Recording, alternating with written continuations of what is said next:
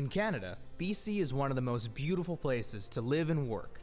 Yet many parents in BC with low-wage jobs end up facing impossible choices. Buy their children clothing or heat the house. Feed the family or pay the rent. Child poverty in BC is very much a low-wage story. The vast majority of BC's poor children live in families with working parents. The solution is both practical and simple. It's called a living wage. What is a living wage?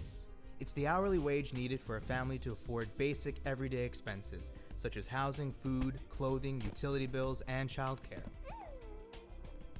The hourly living wage rate is based on the living expenses of a family of 4, with both parents working full-time for 35 hours a week. The living wage rate doesn't cover things like owning a home, saving for retirement, or saving for children's future education. And it's calculated based on what it costs to live in a specific community. So living wage rates change across BC as living expenses change. The living wage for Metro Vancouver for 2014 is $20.10 an hour. Other communities around BC are calculating their own living wage amount. In 2010, New Westminster was the first city in Canada to pass a living wage policy, whereby all staff, including contracted service staff, will be paid a living wage.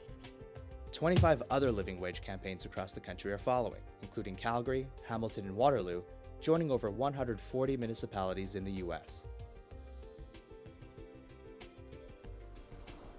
In London, the 2012 Summer Olympics are the first living wage Olympics where all 130,000 workers were paid a living wage.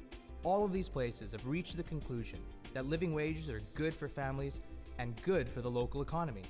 Parents who have extra money in their pockets spend this money locally.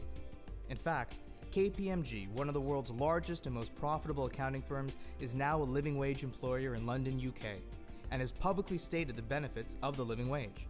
Successful organizations across BC are becoming living wage employers. Is your organization next? For more information or to calculate what it would cost your organization to adopt the living wage, go to www.livingwageforfamilies.ca.